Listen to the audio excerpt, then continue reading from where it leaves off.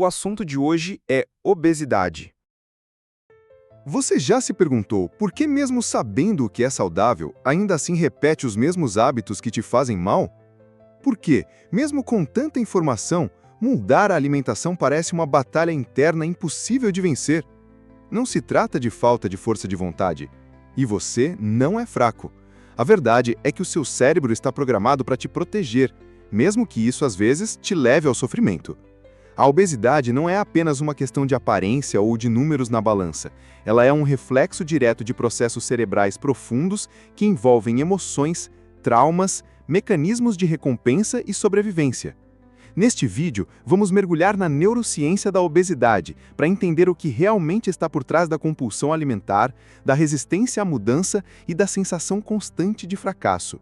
Porque quando você compreende o que está acontecendo dentro da sua mente, começa finalmente a recuperar o controle sobre o seu corpo. Para o cérebro humano, comida não é apenas nutrição, é recompensa. Desde nossos ancestrais, fomos programados para buscar alimentos calóricos como forma de sobrevivência. Açúcar e gordura ativam o sistema de recompensa no cérebro e liberam dopamina, o neurotransmissor do prazer. O problema? Hoje, vivemos cercados por estímulos alimentares que nosso cérebro primitivo não foi preparado para resistir. Biscoitos, refrigerantes, fast food, todos hiperpalatáveis, todos ativando o circuito da recompensa como se fossem drogas alimentares. Isso cria um ciclo viciante. Quanto mais você consome, mais seu cérebro se adapta e exige mais estímulo para sentir o mesmo prazer. E o autocontrole, que depende do córtex pré-frontal, vai sendo sufocado por esse bombardeio de prazer imediato. Ou seja, a obesidade, muitas vezes, é resultado de um cérebro que está apenas tentando te fazer feliz, mesmo que isso te afaste da saúde. Agora pense, quantas vezes você comeu sem estar com fome, só porque estava ansioso, estressado ou até entediado? A neurociência chama isso de alimentação emocional. Quando estamos sob tensão, o cérebro ativa o eixo do estresse e libera cortisol. E adivinha o que ajuda a baixar esse desconforto interno rapidamente? Comida. Principalmente doces e carboidratos simples que agem como um analgésico emocional. Comer passa a ser uma fuga, uma forma de tamponar sentimentos. Não é fraqueza, é neuroquímica. Seu cérebro entende que comer te acalma e começa a repetir esse comportamento como estratégia de sobrevivência emocional. O problema é que isso cria um ciclo. Quanto mais você come para se acalmar, mais seu cérebro aprende que essa é a solução e menos você desenvolve outras formas de lidar com o que sente. A obesidade, nesse caso, é um sintoma de uma dor silenciosa e muito mais profunda do que parece. Seu cérebro tem um centro de recompensa chamado núcleo accumbens. É ele que libera a dopamina, o neurotransmissor do prazer, sempre que você faz algo que seu cérebro considera positivo para a sobrevivência. Comer, fazer sexo, dormir ou até mesmo receber curtidas nas redes sociais.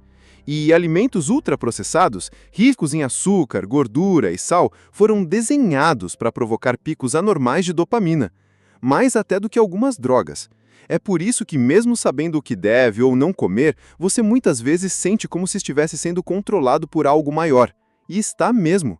A repetição dessas descargas cria tolerância. Você precisa de mais comida para sentir o mesmo prazer. E isso não é sobre falta de força de vontade, mas sobre um cérebro condicionado a buscar recompensas rápidas e intensas. Lutar contra isso sem entender o mecanismo é como tentar apagar um incêndio soprando a fumaça. À medida que a dopamina é constantemente acionada por alimentos altamente palatáveis, o cérebro começa a ignorar os sinais naturais do corpo, como a saciedade. O hipotálamo, a região cerebral que regula o apetite, começa a ser silenciado. Você já reparou como muitas vezes come sem fome?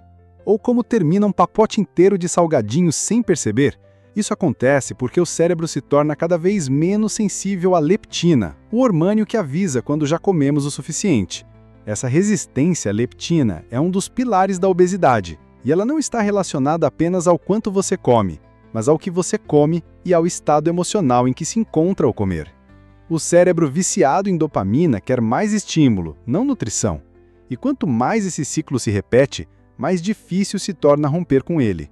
Não é só uma batalha contra a comida, é uma batalha contra um cérebro que aprendeu a ignorar o próprio corpo. Vivemos em um estado de alerta quase constante. Trânsito, prazos, cobranças, insegurança, Tudo isso ativa o eixo hipotálamo-hipófise adrenal, responsável por liberar o famoso cortisol, o hormônio do estresse. E quando o cortisol está elevado por muito tempo, ele interfere diretamente na forma como o corpo armazena gordura, especialmente na região abdominal. Mas não é só isso. O estresse crônico também aumenta o desejo por alimentos calóricos, ricos em gordura e açúcar, porque o cérebro interpreta que está em perigo e precisa de energia rápida. Isso cria um ciclo de autossabotagem.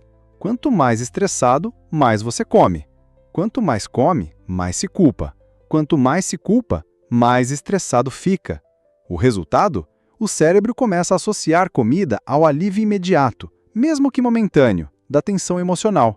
E assim, a obesidade não se torna apenas uma questão de alimentação, mas um reflexo direto da forma como lidamos, ou não lidamos, com nossas emoções. O cérebro humano foi projetado para repetir comportamentos que geram prazer.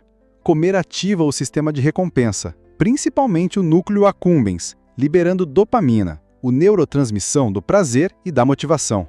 Mas alimentos ultraprocessados são uma armadilha moderna. Eles foram artificialmente criados para provocar descargas intensas e rápidas de dopamina, muito mais do que alimentos naturais. Com o tempo, o cérebro se acostuma com essas doses exageradas e começa a exigir quantidades maiores para obter o mesmo efeito. É como um vício. Quanto mais você consome, mais você precisa. Isso explica por que uma única bolacha recheada para experimentar vira o pacote inteiro sem perceber. A compulsão alimentar, muitas vezes confundida com falta de força de vontade, é, na verdade, um desajuste neurológico entre desejo, saciedade e controle inibitório. Não é que a pessoa quer comer mais, é que o cérebro dela aprendeu a depender disso para se sentir bem. Uma das maiores confusões que o cérebro moderno enfrenta é distinguir a fome fisiológica da fome emocional. A primeira é regulada pelo hipotálamo e surge quando o corpo precisa de energia real.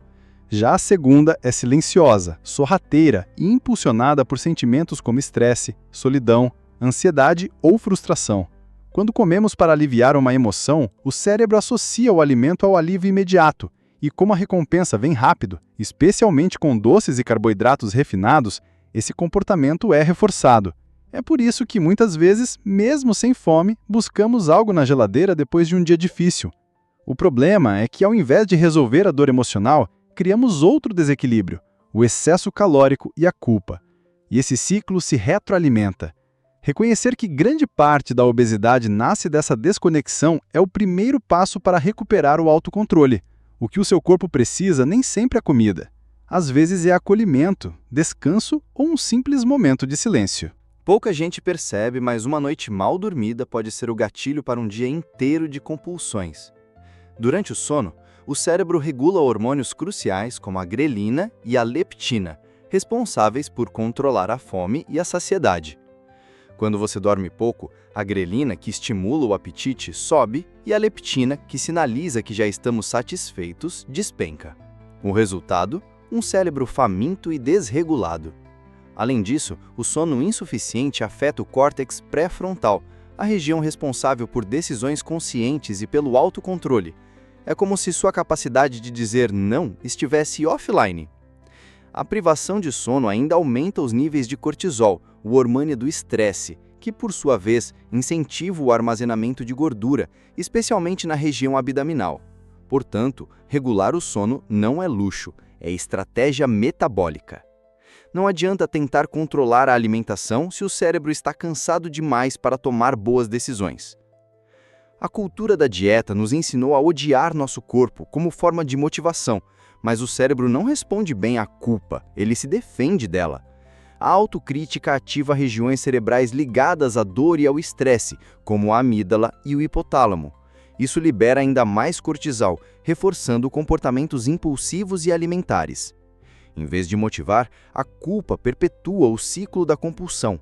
Por outro lado, a autocompaixão, tratarmos a nós mesmos com empatia e entendimento, acalma o sistema nervoso, ativa o sistema de recompensa de forma saudável e nos devolve o senso de controle. Ao invés de pensar, eu fracassei, sou fraco, é mais eficaz dizer, meu cérebro está tentando me proteger, mas eu posso escolher diferente agora. Entender que sua relação com a comida não é sobre força de vontade, mas sobre regulação emocional, é o primeiro passo real rumo a uma transformação duradoura. Se você chegou até aqui, talvez já tenha percebido que a obesidade não é uma questão de fraqueza ou falta de vergonha na cara. É um sinal de que seu cérebro está tentando, do jeito dele, aliviar a dor, te proteger do estresse e manter você vivo. Mas você não precisa continuar nesse ciclo. A mudança começa quando você decide entender sua biologia em vez de lutar contra ela. Não se trata de culpar o corpo, mas de reprogramar a mente. A verdadeira transformação acontece quando você muda a forma como enxerga suas escolhas e emoções. Então, se esse conteúdo te tocou, se trouxe clareza ou te ajudou a enxergar sua jornada com mais compaixão, curta este vídeo, compartilhe com alguém que precisa ouvir isso e inscreva-se no canal Neurovida. Vamos juntos desprogramar os sabotadores invisíveis que controlam nossa vida.